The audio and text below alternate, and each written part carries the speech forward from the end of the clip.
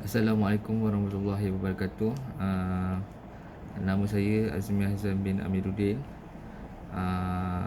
Semester 4, kos Ijazah Sarjana Muda Kewangan Islam. Okey, video ini saya akan menerangkan sedikit sebanyak tentang tajuk yang telah dibentangkan oleh pensyarah saya, iaitu Tajul Azli, Encik Tajul Azli, sorry. Okey, tentang pengurusan. Okey. Terlebih dulu kita kena tahu apa itu pengurusan.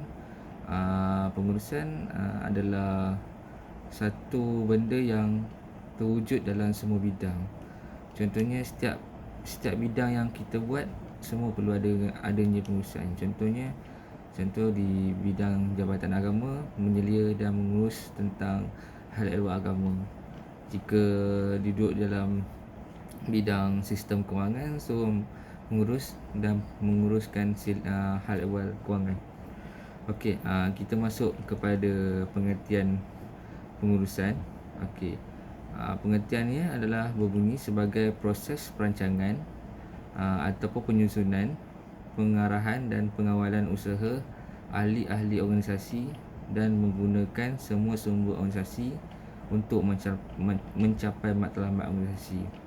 Okey, sebenarnya pengurusan ini terletak di bawah organisasi. So, apa itu organisasi? So, saya akan sebutkan pengertiannya, iaitu satu unit sosial yang terdiri daripada manusia yang bekerjasama dan saling bergantung antara satu sama lain, bertujuan untuk mencapai matlamat sesebuah organisasi itu. Okey, di dalam organisasi juga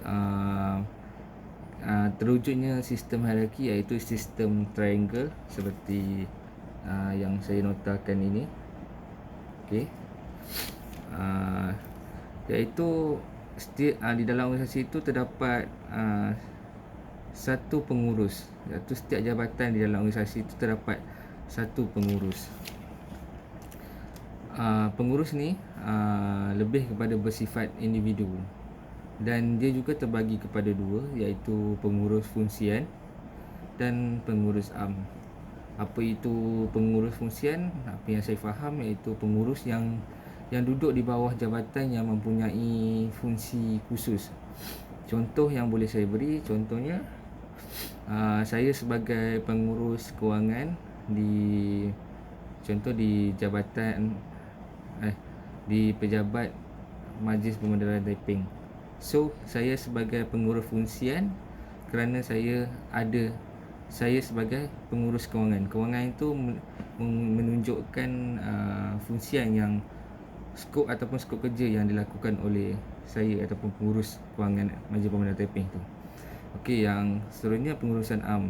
Pengurusan am ni terlebih kepada tidak mempunyai fungsi khusus. So, dia selalunya orang atasan lah sebagai ketua, bos kita. Okey.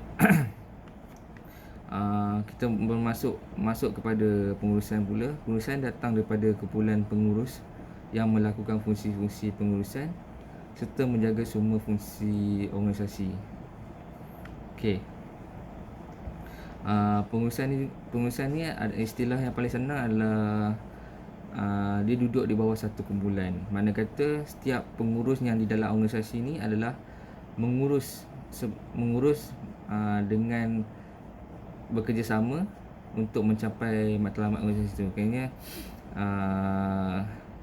yang kumpulan pengurusan ni antara bos terbagi kumpulan pengurusan terbagi kepada tiga, iaitu top management, middle management dan lower management. Seperti ini yang saya catat. Okey, mereka ni saling bergantung antara satu sama lain untuk mengawal selia organisasi itu supaya mencapai apa yang matlamat organisasi tersebut. Okey, kepentingan pengurusan, tujuannya memastikan matlamat organisasi tercapai. Yang kedua, memastikan kelancaran sebuah organisasi. Yang ketiga, memastikan segala sumber diguna pakai dengan cara berkesan. Okey. Kita pergi kepada fungsi-fungsi pengurusan. Fungsi pengurusan ada 4, seperti mana yang saya dengar daripada lecture Encik Tajul Azli, iaitu POLC, iaitu yang pertama planning, iaitu perancangan. Yang kedua organizing, susun atur. Yang ketiga memimpin, iaitu leading. Yang keempat controlling ataupun mengawal. Okey, kalau ikutkan skop kerja, kita berbalik kepada skop kerja fungsi pengurusan dengan tahap management atau tahap pengurusan, iaitu top management, middle management, lower management. So kesemua 4 fungsi pengurusan ni dilakukan oleh semua tahap pengurusan ini mengikutkan level masing-masing. Kerana kalau seseorang tu duduk di top management ataupun pengurusan teratas, so maka dengan fungsi ni dia buat dengan skop dengan level mereka yang masing-masing Contoh depa sebagai ketua, so depa level depa sebagai ketua. So sebagai pekerja pengurusan bawahan, so menguruskan dengan level mereka. Itu yang saya faham. Okey, fungsi paling utama yang perlu dilakukan dalam sebuah pengurusan adalah planning. Kerana dengan planning ni untuk planning dapat merangka skop kerja sebuah organisasi untuk mencapai matlamat.